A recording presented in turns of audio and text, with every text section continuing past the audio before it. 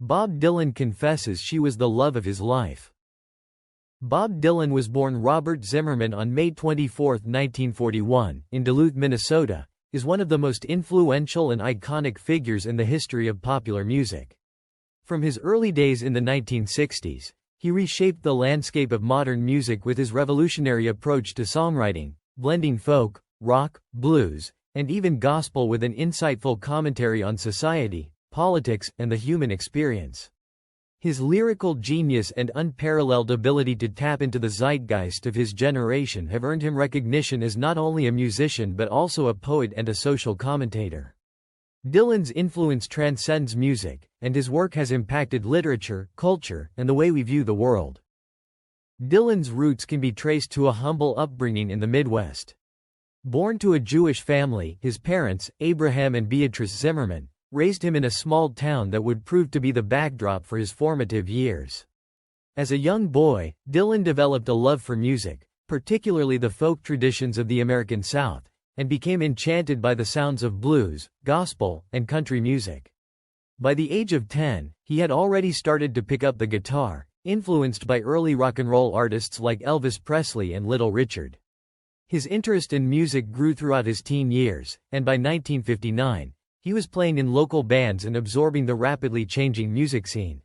Dylan moved to New York City in 1961, at the age of 20, to immerse himself in the thriving folk music scene of Greenwich Village. This move was pivotal in shaping his early career. In New York, he adopted the name Bob Dylan, inspired by poet Dylan Thomas, and began performing in small clubs.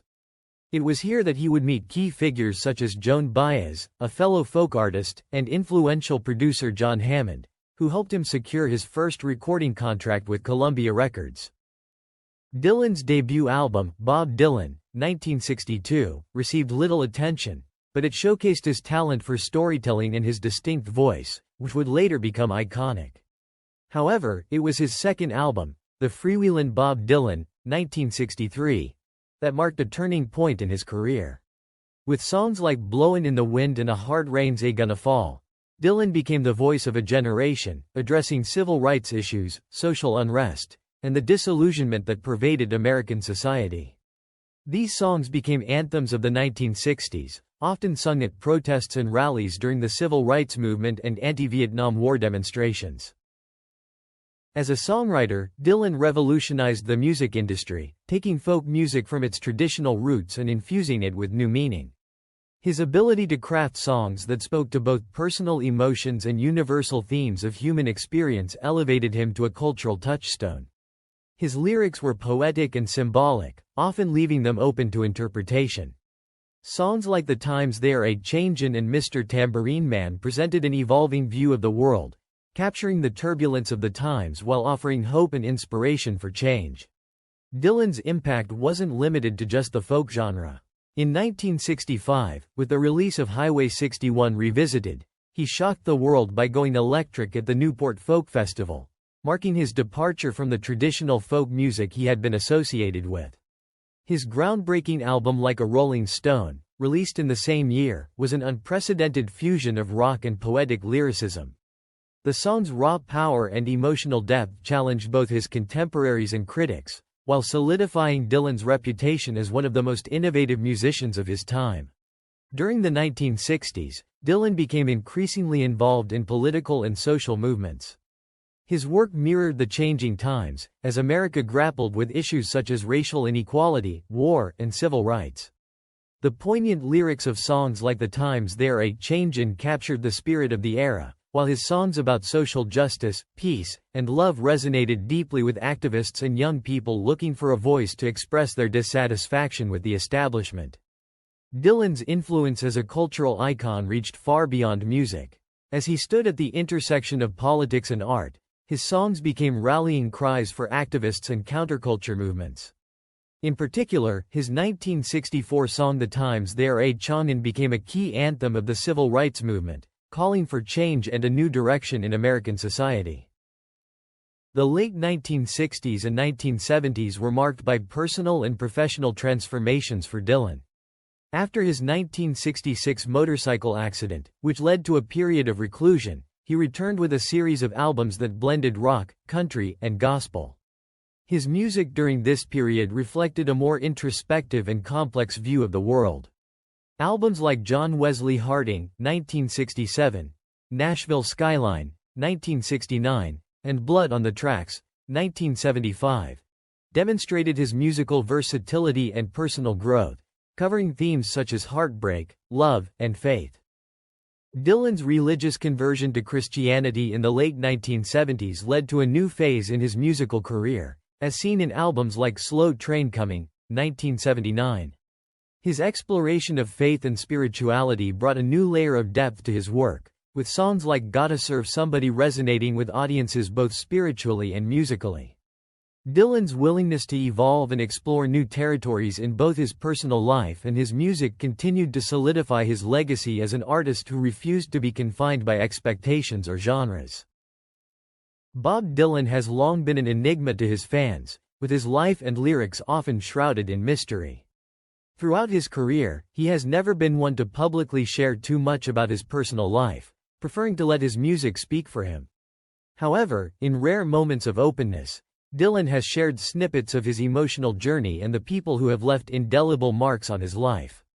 One of the most significant figures in his personal history was Sarah Lowndes, his wife and muse.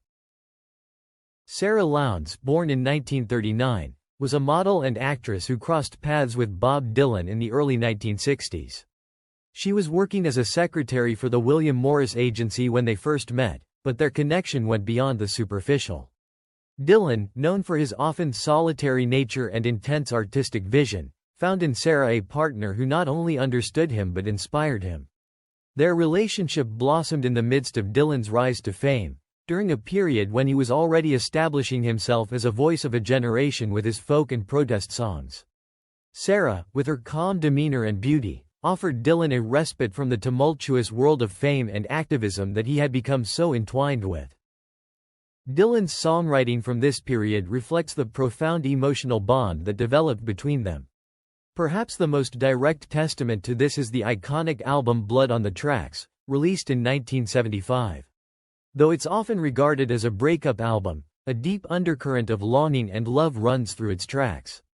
Many fans and critics believe that much of the heartache expressed in the album was inspired by the dissolution of his marriage to Sarah, even though Dylan himself has remained tight-lipped on the matter. However, one of the standout tracks, Sarah, is an obvious tribute to her, in which Dylan reveals the profound affection he still held for his former wife. The song, Sarah, is perhaps one of the most personal and revealing moments in Dylan's career. In it, he sings, "Sarah, Sarah, whatever we did it for love," reflecting the deep emotional connection he felt with her.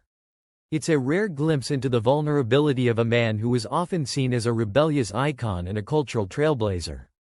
Dylan confesses in the song that his love for Sarah was not something easily forgotten or discarded, despite the challenges they faced as a couple. Sarah and Bob's marriage lasted from 1965 to 1977 and, during this time, they had 4 children together. Their union was marked by both joy and turbulence. Like many high-profile relationships, their life together was often complicated by the pressures of fame, creative differences, and the inevitable strains of personal life. Dylan was constantly on the move, touring and writing, while Sarah, for much of their marriage, kept a low profile, caring for their children and supporting Dylan's career. Despite their apparent differences in lifestyle, they shared a deep bond that transcended the chaos of their public lives. The couple's marriage began to unravel in the mid-1970s, culminating in their separation in 1977. Dylan, at the time, was experiencing a period of personal transformation, which was mirrored in his music. After their divorce, Sarah became somewhat of a recluse from the public eye, living a life outside of the limelight while raising their children. However, it is clear that Sarah Lowndes had a lasting influence on Dylan, even after their separation. In 1991, Dylan admitted in an interview that Sarah had been the love of his life, calling her the most important person he had ever met. This confession came as a surprise to many, as Dylan had kept his personal life so closely guarded for so long. However, in this rare moment of vulnerability, Dylan shared the profound impact that Sarah had on him, both as a partner and as a source of inspiration. Dylan's declaration that Sarah was the love of his life is significant in that it contrasts with the often contradictory and enigmatic persona he cultivated over the years. While his lyrics are filled with imagery of lost loves, heartbreak, and fleeting connections, his feelings for Sarah appear to have been much deeper and more enduring. She was not just a muse for his music but a central figure in his emotional and personal life. Dylan's acknowledgement of this connection is a reminder that even the most distant and elusive of artists have deep, human emotions and attachments that shape their work. Sarah Lowndes, for her part, remained largely out of the public eye after her marriage to Dylan ended. While she occasionally made appearances at events related to their children or their shared past, she largely stayed away from the media's gaze. Despite this, she remained a significant part of Dylan's life, even in the years following their divorce. In fact, their relationship was rekindled later in life when Sarah, in her later years, appeared at several of Dylan's concerts. Though they never remarried, their bond seemed to persist, rooted in a shared history and mutual respect. The love story between Bob Dylan and Sarah Lowndes, though marked by its complexities and eventual separation, remains one of the most significant chapters in Dylan's life. Her impact on his music, his personal growth, and his emotional landscape is undeniable. Through songs like Sarah, Dylan immortalized their relationship, making it clear that she was more than just a fleeting muse, she was the love of his life.